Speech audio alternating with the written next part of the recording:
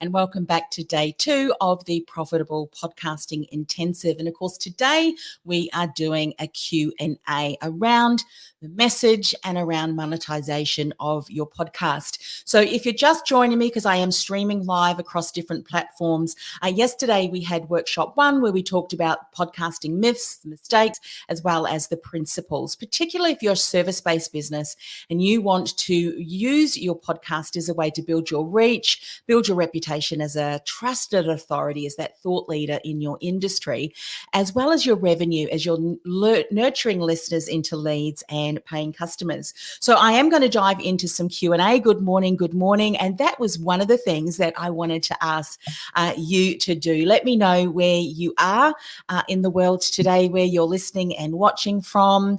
If you haven't already shared the aha from yesterday, go and do that. podcastingwithpurpose.com/community.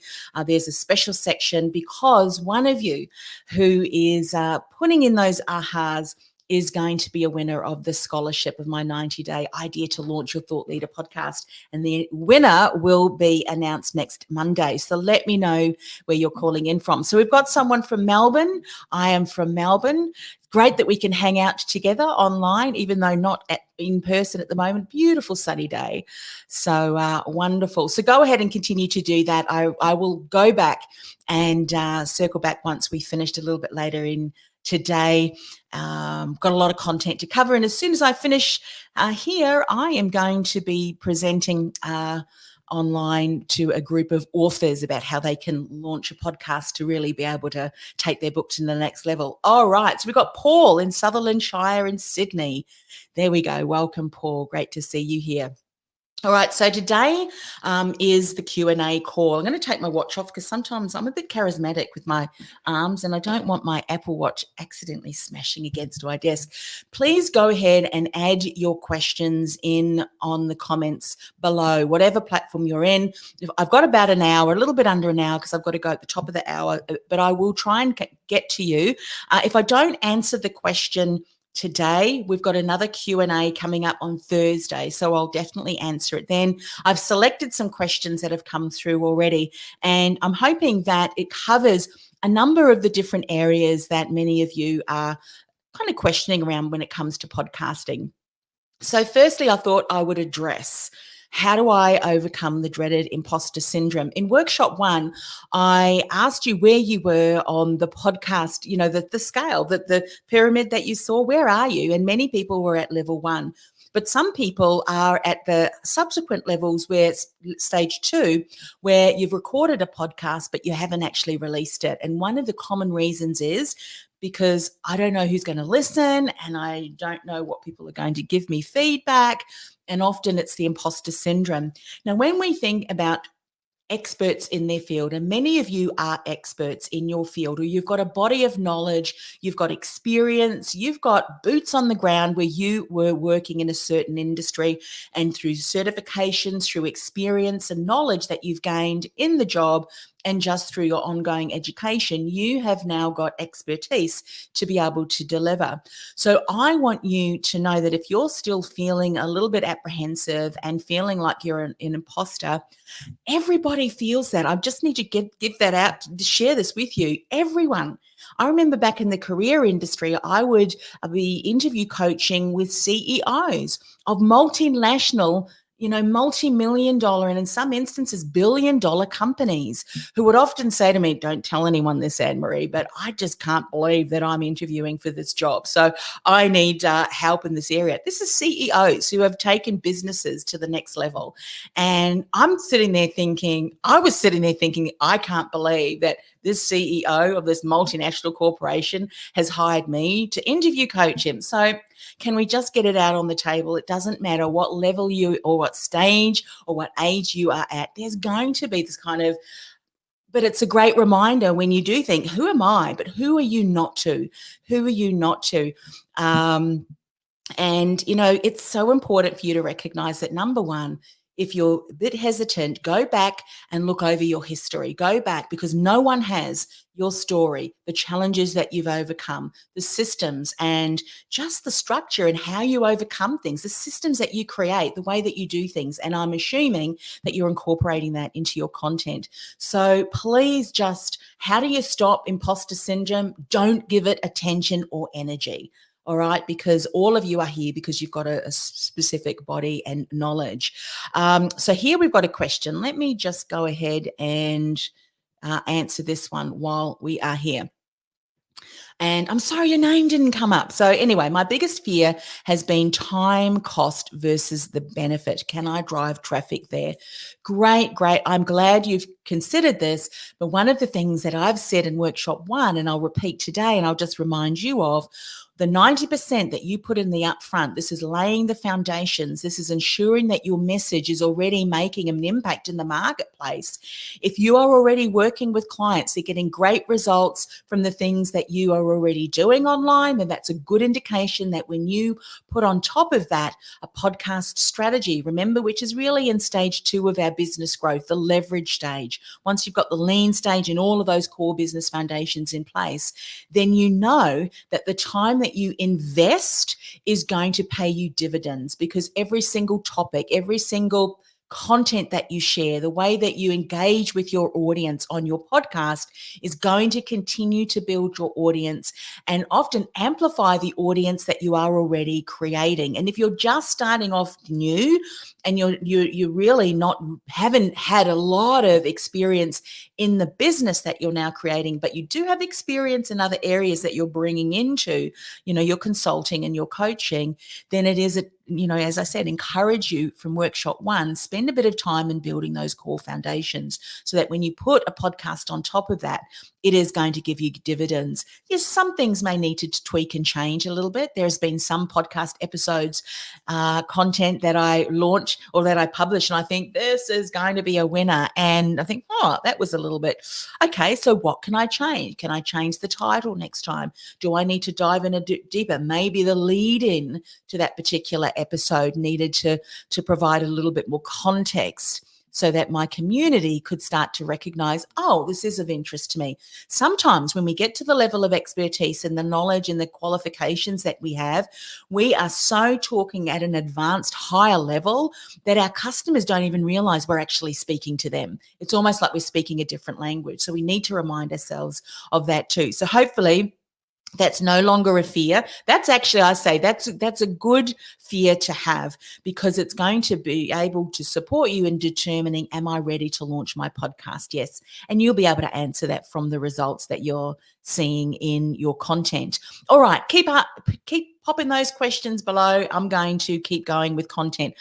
Even in my Q&As, I'm hoping it's going to be a learning experience for you. I want to introduce you to my 5 pillars of success.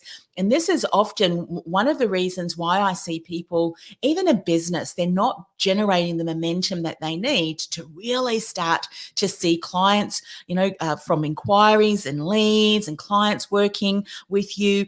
It takes momentum. It takes momentum. And often we drop the ball as business owners, and everything that I'm teaching today, I have done. So I can wear the cap of honor and say, you know what, I've done this.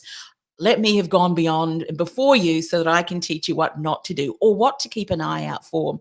So often people come to me and they say, Anne-Marie, I feel invisible. I have got so much experience and knowledge and value to share with clients, but no one really knows that I exist. Maybe I've had a number of clients, or maybe you're working with people that you think, my ideal legacy client, I really want to attract him or her. People feel invisible.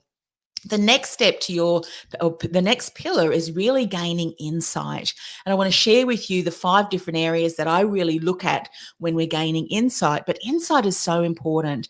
Some of the things that you need to include the things that I've been speaking about. It really is just emphasizing the importance of understanding and being so clear on things like, who are you, your message, your journey, the key milestones and markers in your journey that's relevant to your customers' desires and challenges, so that when you're sharing a story, it doesn't become an obituary, but rather it becomes almost a promise of value and expectation that you have been there before and now you've got the solution to be able to support your client. So that's why insight's really important.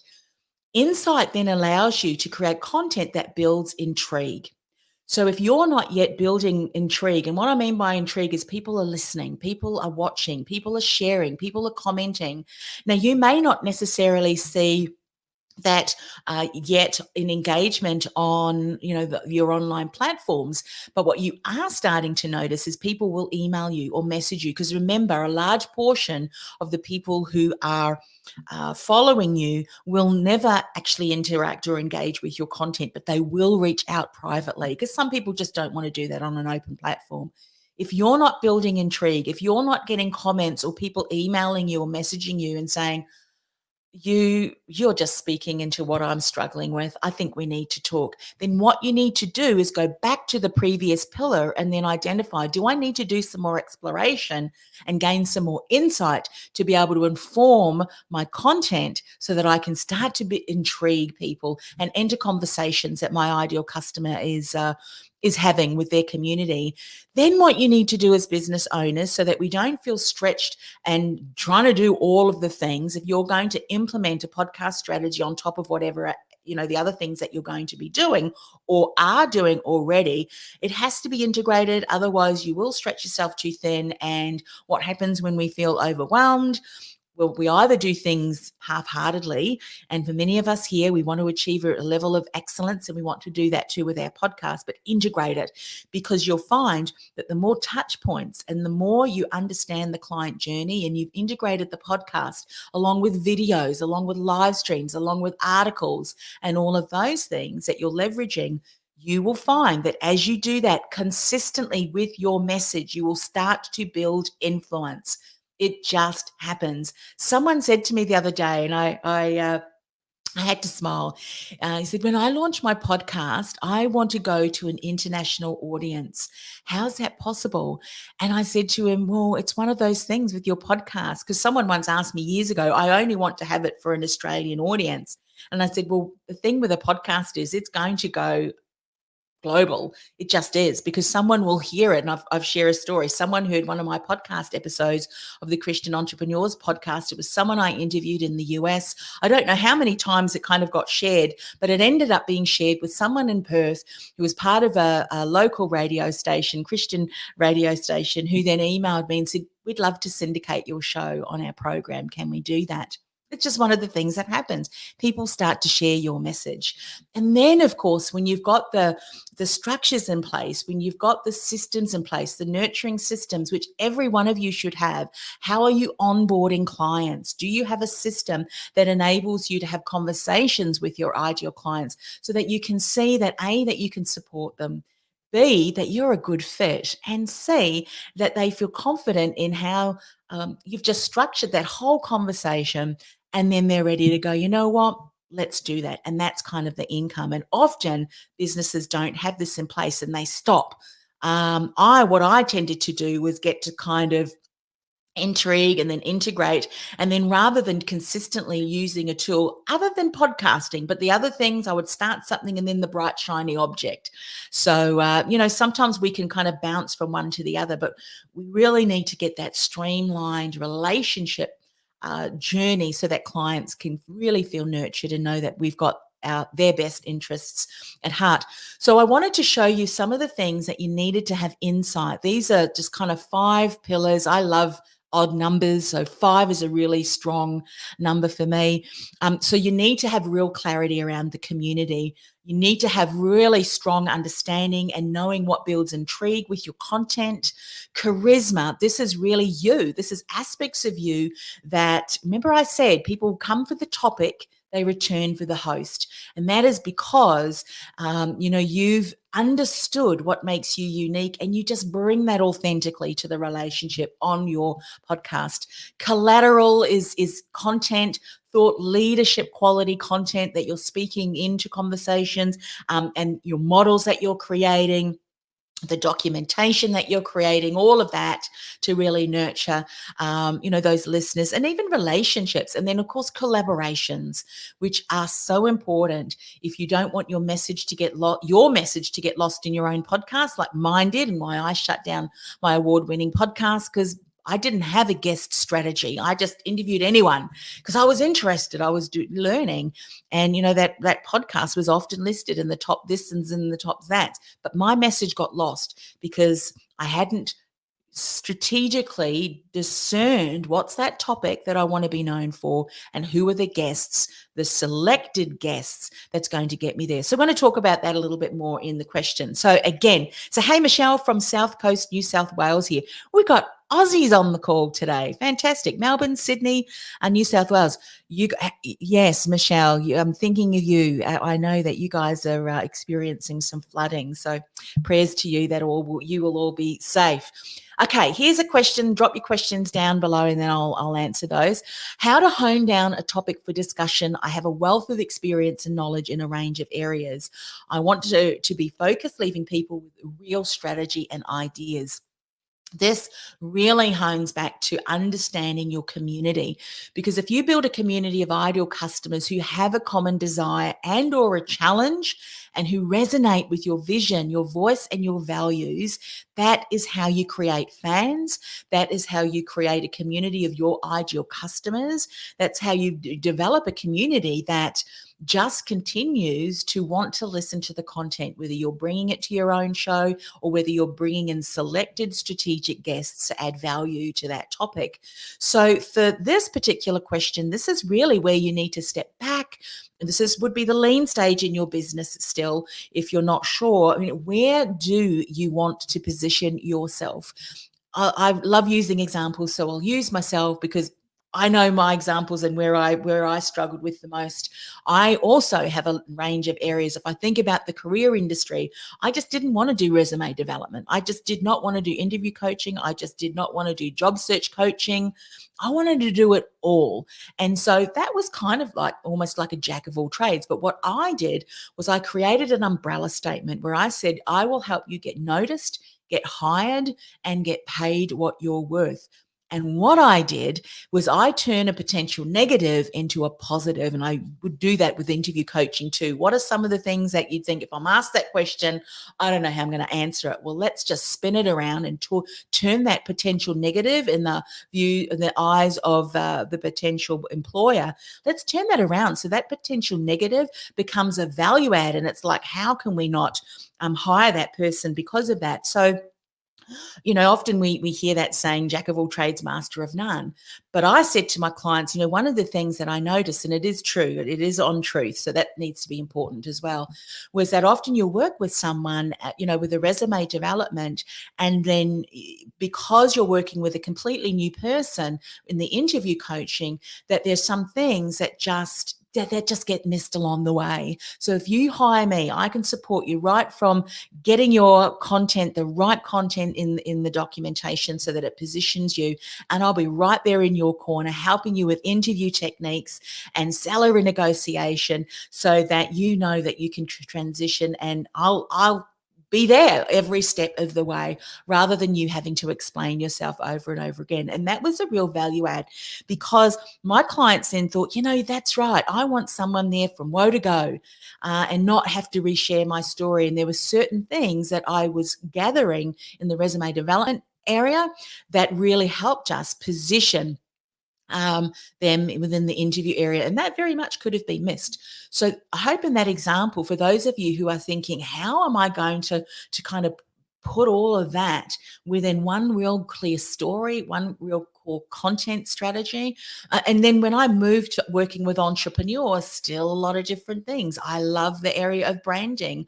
I love the, communications. I love technology. Like I tell you, it's not about the technology, which it's not if you got the right message, but I love technology and being able to, how can we leverage it? How can we push the boundaries? How can we do something with it that hasn't been done before? And how can how can we, think outside the box? That's the kind of things that I love to do with the technology, but it's under the banner of stand out, be heard, influence, or from invisible to industry thought leader. So you have to get clear in your own mind first and create the intriguing, compelling, outcome focused statement. And that will then give you an indication of, what your clients are needing and the content and how you're going to position yourself. So hopefully that's helpful. By the way, if this is an area that you struggle with, my Core Business Foundations program, which is a 3-month program, starts in September. Really highly encourage you to consider doing that before you launch your podcast strategy. All right, how do you stand out amongst the noise and oversupply? If you position yourself as a category of one and you speak to an audience of one, you will stand out, because in the category of one, no one else can speak into what you're talking about. And this is where I talk about charisma being so important. You've got to define your distinguishable brand and the presence. And presence means your personality, charismatic you. And that can be whatever it is for you. For some of you, it's humor. For some of you, it's a bit of sarcasm. For some of you, it's other things. And it is unique to you when you blend it in with your story, your journey, your expertise. But what you've got to do then is really understand what that is so you can bring that forward with authenticity and integrity and with intention. Do that again and again and again. And for some of you, it is just releasing and peeling off the labels that you've placed on yourself and the labels that unhelpful people have spoken over you as well, and you just don't need to carry that with you anymore. But you need to be able to capture the attention of your ideal client and then cultivate that united passion, that united purpose, and the desire of them to want to learn from you. People come for the topic, they return for the host, which is you. And talking about host, then they want to come to you to learn. They want to invest in you to learn from you because they just like who you are. People do business with people they know, like, and trust. And that's what charisma is all about. All righty, next question. How to ensure it's important and relevant. So I'm assuming that this is about content. This is about the topics that you bring. And remember, everything that I talk about is important in the areas that I spoke about previously. So I'm talking about community. So the content that you are talking about in your podcast and even across other platforms has to be relevant to your ideal customer. And especially when you want to position yourself as a thought leader or as a trusted authority that's doing something different, something new, it has to innovate and has to lead the market while also validate your thought leadership in that area. Now, can I say to you that when I'm talking about innovation, you don't need to be an Elon Musk. You don't need to be an Elon Musk. If you've got the ability to bring that kind of insight into the topic, then go for it. But innovation could mean doing something differently, challenging the status quo. I remember years ago in the career industry, back in the day when I think Skype was only being developed back then, I was doing phone coaching, and a lot of my colleagues here in Australia said, you can't do phone coaching, you got to do coaching face to face. And I would just look at them and inside I'd be thinking, rubbish. Why do I have to do things face to face? People can still hear my voice. And I'm more visual than I am auditory. And it didn't take me long, though, to be able to pick up the nuances in people's voices. And I didn't even have to see them then. And so, don't listen to some of the standards. I mean, obviously, if there's legality standards, that's a different thing. But I'm talking about the expectations and kind of standards that your industry places on you. Who said, why is that the better way? Challenge it. Because if you can find a different way and bring it into the way that you operate or the topics and just the systems that you share, then that can be how you innovate the industry, because you can do things quicker and you'll be this, or you can do things less expensively, or you can do things that just tap in to the expectations and the desires of your customers, because they may be waiting for someone to to develop that. I mean, you might become someone that, oh, thank goodness, finally someone has stepped forward and is doing this. Maybe you and many other people in your industry are complaining about this one thing or a number of different things. Well, if they're complaining, maybe it's you that has been designed and created to be able to share that and be that voice in your industry where you innovate. So, how do you know that it's important and relevant?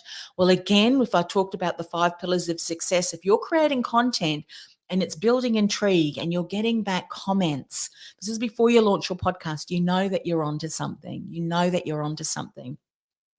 I remember when before I launched my podcasting course, I actually reached out to a number of clients or my colleagues and said to them, look, I'm thinking of putting a course together, but I do not want it to be on technology because while I like technology, I mean, like you're talking about purpose and passion and it's just not, it's not in my why. My why is about helping people, inspiring positivity and inspiration and and so I said if I created a course that identified this and this, we'd covered technology because obviously you wanted it to sound good but not a major focus on that, would you be interested? And yes, yes, yes, yes, yes. I still didn't do anything. I was still imposter syndrome, being transparent here. And I thought, I don't know whether anyone really would be interested because the technology that I'm using, I still use a free. I was editing back then my own podcast. I thought using a free platform to do all of this. Who would want to learn from me? And then I won the award, and I thought, wow, okay, that's a really good sign that maybe I should be doing that. So I'm sharing that because there are things that are happening in your world right now, I'm sure of it, that is giving you an indication that you are on the right track. And if you're not, that means you're just not looking at the right places. And it may be far more apparent to people around you. And again, if that's something that you're struggling with, this is an area that I can certainly help. All right, here's another question that I was asked: how to have interesting questions which is like a hook to audiences. Well, we could geek out on this and then some. But what I am going to do is a little bit of a plug for my course, interviewingwithpurpose.com. It's a standalone program. For those of you who will be joining me in the 90-day idea to launch, you get access to this as well. However, how you structure a call from the beginning of your interview with how you introduce that, and there's a number of different ways that you can do that, right through to the end, and how you end the show with your outro is so important. So some of the things that I typically do, again, you need to know the language and know the challenges and the concerns of your ideal customer, so that it's relevant to them. So sometimes I might start with a statistic. So I might say something like, did you know that 9 out of 10 businesses fail when they launch their podcast? Here are 3 reasons why. I'm going to share that on today's show. Now, by the way, 9 out of 10 people don't. That was just something that I pulled out of my head. But you can see that kind of, I don't know, am I one of those 10, am I one of those 9 people? Or I might say something like, ask a question of someone. Have you been marketing and developing articles for as long as you can remember, but you're just struggling to get in front of your ideal clients? Well, today's guest is an award-winning content creation, content development person who is going to share the 3 tips to make it easy, even if you find writing a struggle. I mean, these are the kind of things that you'll start to learn and then you can implement, and then you'll be able to ad lib. I remember the first time that I started podcasting in 2008. I had to have everything scripted, and thank goodness my co-host was able to take the lead in that, and he would kind of I would bounce ideas off him, and we would keep that conversation going. It is a skill that you learn. It is a skill that you learn. And then all of a sudden you realize you actually do have the gift of the gab. I don't do small talk, so I'm not really a small talk kind of person. But when it's interesting figures and it's interesting content, you tap into something that you're passionate about, and that'll drive you forward. So, so just practice. And I use the same system. I use the same format every time with my podcast. I shake it up a little bit every now and again, but change it up the way that I do that. But I tend to use one or two things that really fit well for me. But anyway, interviewingwithpurpose.com, check that out. That will really help you take your interviewing skills to the next level, and even how to interview and really lead that conversation with the most difficult of guests. So that certainly will help you out there. All right, here's another question. Leave questions in the comments here if you want me to answer those today. What is the best way to set up to get lead generation and then also to automate it so that you can get a profitable podcast? Great question. Well, all of the things that I have spoken about earlier need to be in place. But then what you want to do is you want to create collateral. This is where you creating real digital assets that helps people to consume your content and helps you to nurture them along the customer journey or the buyer's journey, same thing. But this is where you create your thought leadership collateral that continues to influence and intrigue your ideal client and nurture them from listener to lead and inquiry to right through to paying customer. Now come back for workshop 2 tomorrow and then workshop 3 on Friday. I mean, come for the Thursday Q&A too, but I'll share more about what I call my Thought Leader podcast series, what that is, why that works. But basically, when you start your podcast, one of the things that I recommend all of my clients doing, and I've done this too, I do not ask people to do of things that I'm not either implementing myself or that I know works. And so my podcast starts with a 3-part podcast series, but it also has a bonus series because I like to break my own rules. The reason why it's a 4th one is because many of my clients want to position themselves as thought leaders and they may not necessarily want to have a podcast. So the first 3 episodes really talk about the areas that people are struggling with. And you can go and access that by going to annemariecross.com/podcast series. Now that is at the end, the call to action at the end of my podcast, specific podcast episodes. I use that as my outreach strategy, especially episode 4, because episode 4 then says, well, right, now that you've got this really solid message, you're starting to build some momentum with clients that you're working with, and you want to scale that up by leveraging a podcast, this is how you do that. So what I do is I use that 4th episode as a way to also build connections with people who are considering a podcast. So really, where do you start to generate those leads and automate it? You set it up right at the beginning. Start with the end in mind. And that's so that everybody who listens to your podcast and then new audience members are then invited to be able to access that. And it's not a push or a sell or anything like that. It's actually you're leading with incredible value. And your podcast series has to be so good that people cannot believe that you are giving this away for free. Because as we know, as service-based businesses, we could write everything in a book and then some, and people are still going to need our expertise because there's certain things that they're struggling with and nuances that you can only bring to the relationship when someone actually hires you. And let's face it, there's so much content that's on the internet. People are overwhelmed anyway. So it's not really the information and the content that they're struggling with, but rather they still need you. So I'm kind of hoping that that's for people who are thinking, oh, I don't want to be putting everything in my 3-part podcast series. Remember, there's also a distinction between putting too much and not wanting to overwhelm your ideal customers, and then just giving them what they need to be able to give them a mini win. Because when you do that within a podcast series or any piece of content, then people, again, are going to build know, like, and trust with you. So that's what I do. And of course, that's automated. Then there's an email sequence that goes behind that. There's other resources that goes behind that as well. And then that's just set up to work for you 24/7, 365 days a year. You can use it if you're speaking virtually on stage once we get back to that. You can use it when you're going for media interviews, because you can say, look, if you are struggling with this, I've just scratched the surface, please go and access my podcast series, and you'll be able to dive through. And by the way, I've also included a checklist to see, if you go through the checklist, you'll be able to see exactly where the gaps are and where you needed to get started. And then that's it. So, and in your profitable podcast, remember what I said in workshop 1, you monetize your message. So, the content that you speak, the topic that you bring to the table through your podcast is going to be this promise of expectation and value, and how you can support people in the programs that you offer and how you can support them, because then you're going to start to seed and lead throughout the content that you bring, and you do that in a very strategic, very non-salesy way. You don't have to sell.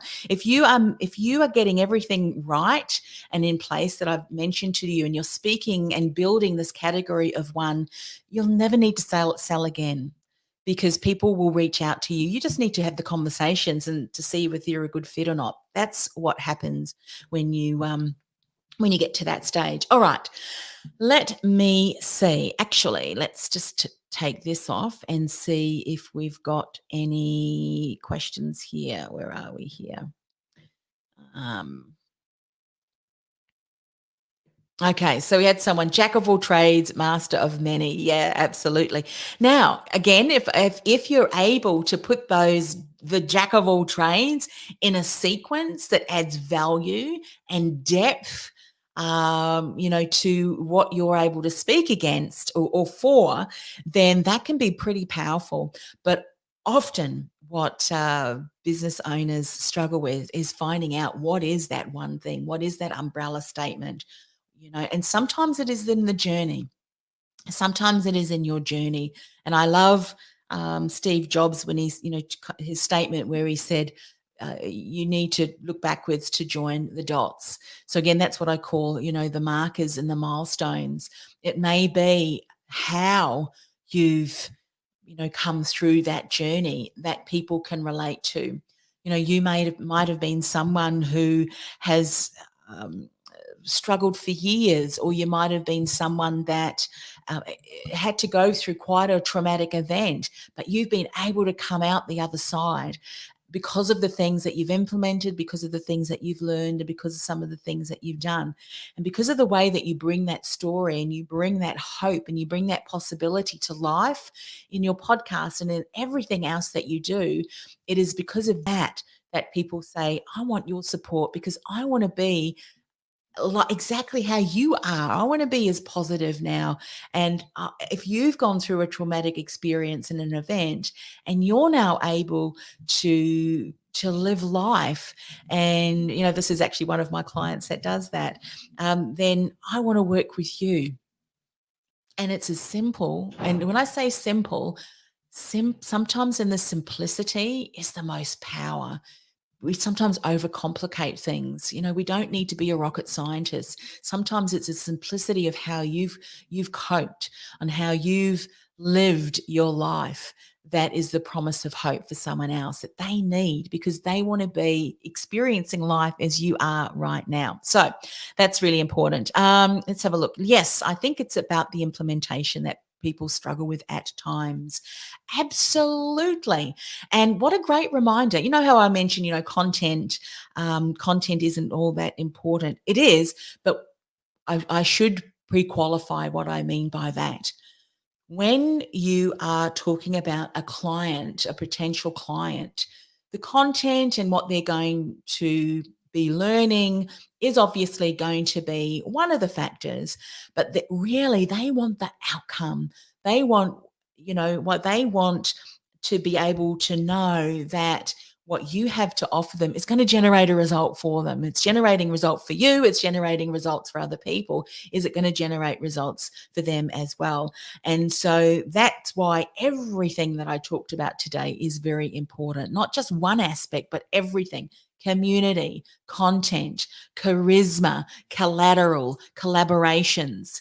You don't want to have only two of those things in place. You want to have all of those five things in place. All right, let's have a look.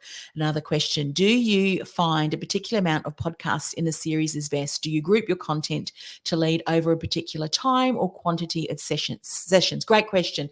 So let me what's the word I'm looking for? Explain to you, when I talk about a podcast series, don't think of a podcast series where you might have a whole series of, say, 12 separate episodes.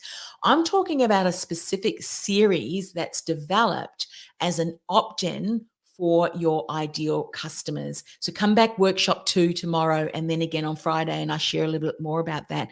So in a specific series with the prime goal is to nurture listeners off the podcast and onto your list because they want access to the content that you're going to share with them. And so it is more educational. You're engaging, you're educating, and you're nurturing. You're enticing them, building them, and nurturing them through that customer relationship journey. So I love 3, and the reason that I came up with the magic number of 3 was because of those 3 episodes, Women in Leadership, that I launched after my worst business failure. There's a bird there on our roof, worst business failure. And then lo and behold, I got 2 4-figure clients from that. And I thought, if I could do that intentionally, imagine what would happen if I could get that in place. And so that's why I said 3, but I have 4 because the 4th one adds podcasting over the top of, positioning, marketing, branding, all of that, which is really my background. So hopefully that answers. So yes, the podcast series that I talk about is very much the sequence, the opt-in, when you're building awareness and then you get ideal customers into the consideration stage. That is what you invite people to. So that's what I'm talking about in the podcast series. All righty. This is gold. I'm glad. Thank you. Thank you. Pat, how are you? I'm beginning again. A cue sheet was a biggie for me to stay on track. Yeah, absolutely. I pretty much just have my show notes and the rest kind of guides me. However, it's all on that strategy from message and obviously right through to call to action. Rule of 3 is perfect. Fantastic. Good. All right. Again, keep leaving your comments there. I'm going to continue. We've got how many minutes? I do have to leave a few minutes before 9 for my interview. All right. Talking about collaborations. Remember I said to you my message got lost in the noise of my own podcast, which is why I closed down my award-winning podcast, because there was no strategy, there was no guesting strategy in place, and it was called The Ambitious Entrepreneur Show. And, there's nothing wrong with that title, but it really didn't niche into a specific area because being an entrepreneur, there are a lot of different areas.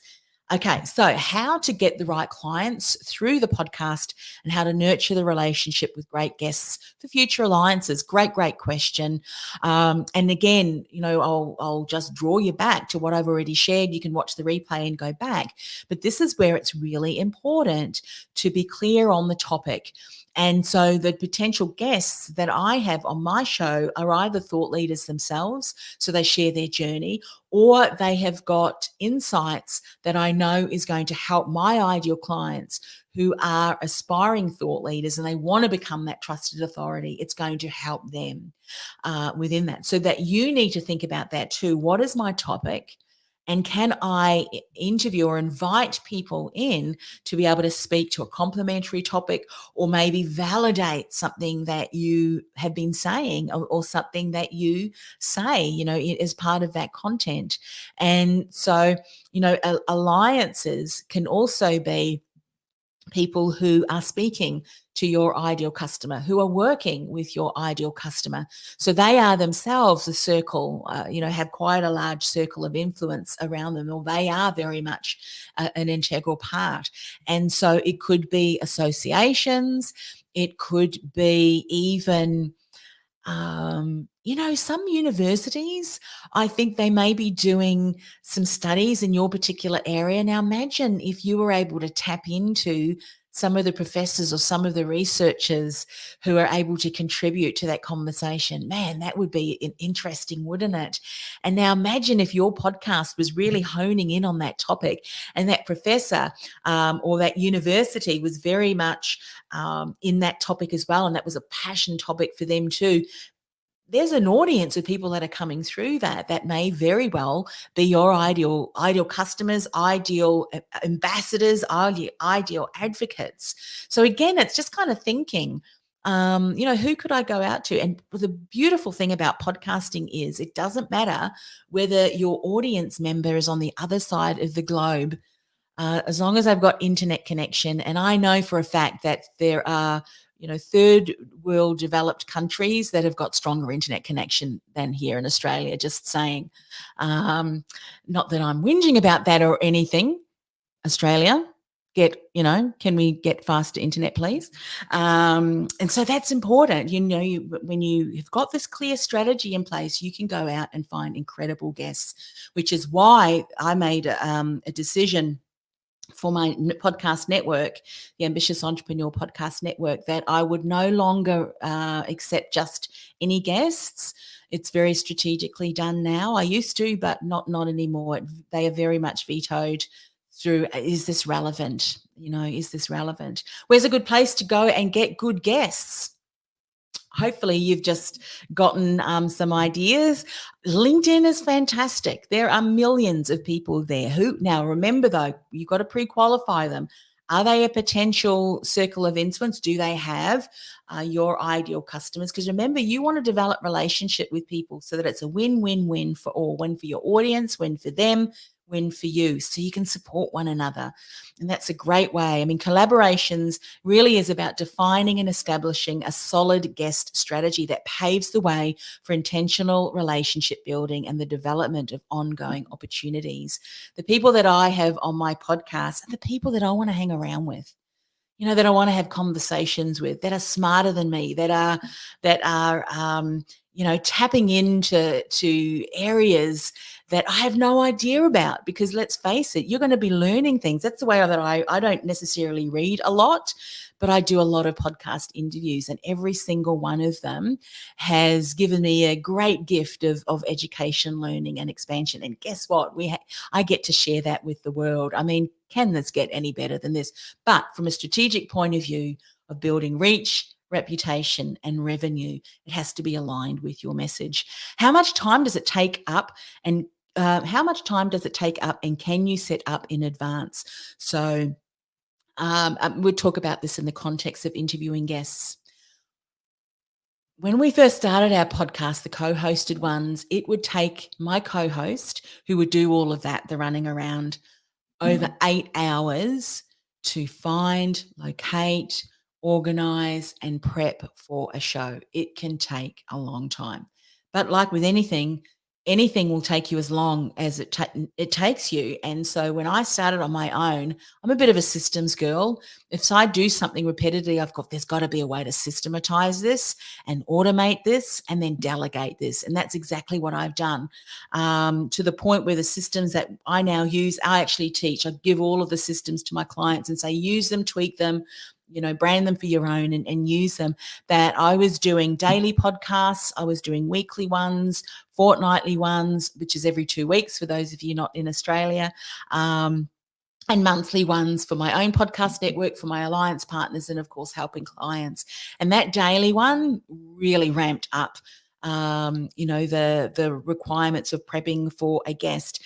But the systems got a really robust use out of them. And we got them to the stage where I had a team that was doing all of the back end, prepping show notes and things like that. Yes, of course, I've had many more years experience of being able to kind of ad lib. I can take 5 minutes before a show, and because it's asking good questions, you don't have to speak. You just got to be the Pied Piper of leading the guest, and then knowing when to dive deep, knowing when to segue. And those are things that you just pick up. Or go to interviewingwithpurpose.com and I share more on that. So for now, how long does it take? Well, basically, if I identify a potential guest, I've just got a link that I send them to, one page. It shares a little bit more about the show. They can download our guest profile. The calendar is there, and all of that good stuff. And then the ball's in their court. It's all automated to my email system. The completed guest profile gets sent to my VA, the guest coordinator, who then sets it all up. And then it's all in a folder on Dropbox, and I'll go there on the day of the interview, and then I just open the show notes on my screen and off we go. So it doesn't take long at all once you get systems in place. However, remember, it's an investment of your time to do that, because every single episode is a stage and a platform, a upon which you stand. And so do your guests if you're having a guest. All right, I think we are nearly at the end of so just a reminder that workshop 2 is tomorrow, and I'm talking about my 3 podcast profit models.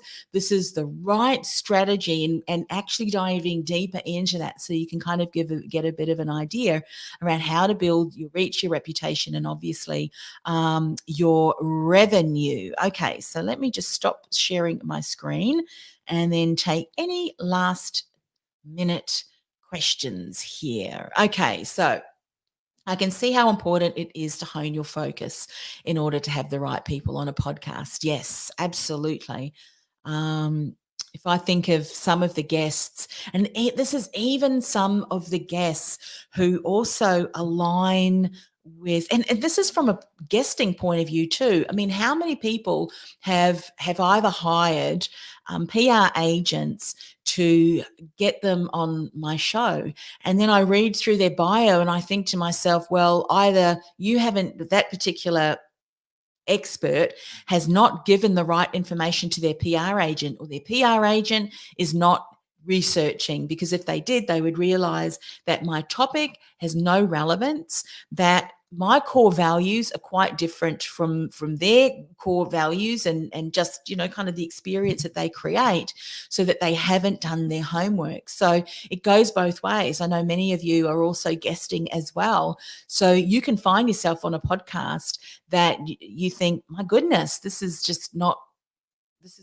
a good fit. And a lesson that I learned, and I learned this when I was kind of supporting my clients in developing their signature talk and getting out on stage, was an example that I used was, you've got to do your research for what audience and who it is that you're going to speak to. Similar, with a podcast as well. And one particular example that this person said was, she did not do her research for the audience that would be there. She kind of used the same signature talk as you do. However, she ended up sadly offending a number of the people in the audience, because the examples that she used were quite offensive to them. So she said, in hindsight, I should have done my homework. I should have asked the event coordinators, specifically who is going to be in the audience and what brings them there, to get a bit of insight about just some of the people who would be there. She said, I would have changed the examples to be more, beneficial and less offensive, so to them. And so that's very much important as well, isn't it, around kind of the podcast guests that you have on your show, that you invite on your show, and if you're doing a podcast strategy as well. Let's have a look. Pat, good listening too. Yes, being present to the guest. Absolutely. Oh, that's all right. I'm just going through here. Questions. You talked about how a person might talk about how they got to and where they are due to possible trauma. How much would you share, or is this a brief with the tools and strategies that you used? Yeah, great question. I think that I would think about your ideal customer, and particularly where they're getting stuck, as well as what you're willing to share. And I'm very much about sharing something that will be a learning insight without giving too much information that is going to be way off topic. And that is something that I think you'll have to map out and really just kind of sit and see how it feels.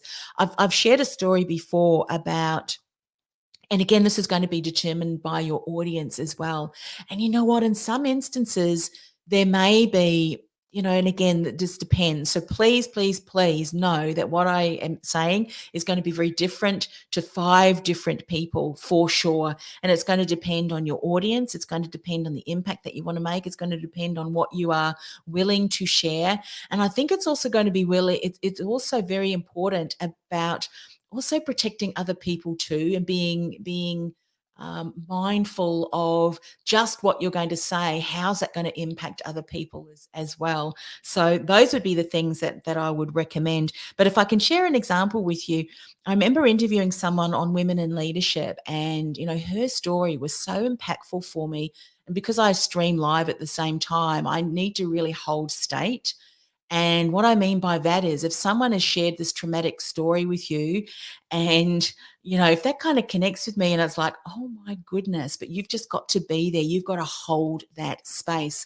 And that's the same with you as well. When you are sharing your story, you have got to have gotten to a stage where you've really dealt with it and you've healed from it. You need to, deal with it so that you can heal with it before you can share it, because there's nothing worse than starting to share your story and then all of a sudden, um, yeah, it really triggers something in you. So that is also a really good indication as well.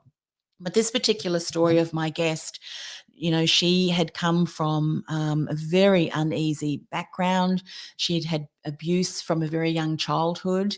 And then, even in her teenage years, she was gang raped and she was left for dead on the side of the road.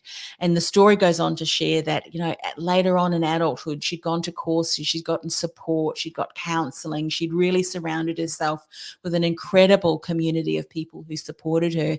And one of her best friends would encourage her to go out and share her story, to which my guest was saying that she said, no one wants to hear that story. No one wants to hear that story. But finally, after the prompting of her closest friend, she finally went and she spoke to a women's, women's home where there were women who had been through, significant traumatic experiences too. And at the end of her presentation, there was not a dry eye in the room. And there was one person who was standing at the back of the room who was inconsolable. By the time she came up to my guest said, it's okay. It's, everything's going to be all right. We're here for you. And she said, you don't understand. She said, my life is pretty much reflected much of what you've said. And I made a decision to end it. She said, but something guided me to come and listen to you today, and I've made it another decision, and that my life is worth it, and I'm going to get support. And yeah, she said, and so thank you so much. Now imagine if my guest had not shared his story, she would not have had that impact for that one woman, and now many, many other women as well. So, and we all know if we're sitting in front of someone that has been through a traumatic experience and still living through that, if you've been able to come through that, you want to be that voice of hope, don't you? You want to be that voice of inspiration and say, you know what? There is life, there is hope, there is joy, there is expectations you have not even yet dared to dream, that is available for you. And if you're willing to commit, if you're willing to give me that much sliver of hope, let me show you how you can achieve that too. You ready? Because I'm there 125 million% for you if you are ready. So hopefully in sharing that with you, you're able to understand that there's aspects of your story that you can share. You want to obviously tap into that emotion, because that's what we're all about, isn't it? Emotions and being able to support people. But it's sitting, I think, down and then recognizing what are you willing to share that is going to empower people. And yeah, and also you too as the storyteller. I had to be mindful about sometimes how I share stories, because what I do is I just go in the zone, and I'm one of those people that can just, my family teases me that I'll cry at the drop of the hat. I will. There's just something when I'm watching TV, I cannot help myself, because I just sit in there in the emotion. And I have to be really careful. Like, just when I share that story, there's a sense of just this emotion that wells up in me. So as a storyteller and a story sharer, you need to be very mindful about that too. Yeah, so I hope that helps. The voice of resilience, absolutely. Well, guess what, 2 minutes to go. I know that my colleague is going to be waiting for me at Zoom, but it has been so much fun. Thank you so very much. I hope that today's Q&A has really benefited from you, or has really benefited you. And I will be back here again tomorrow, an hour later. I had to bump this an hour earlier. So we will be here 9:00 a.m. for Australian time. And I believe that will be 7:00 in Eastern Standard Time. So I will see you then. Bye for now. I've got to find the outro. Where's my outro? There it is. See you guys.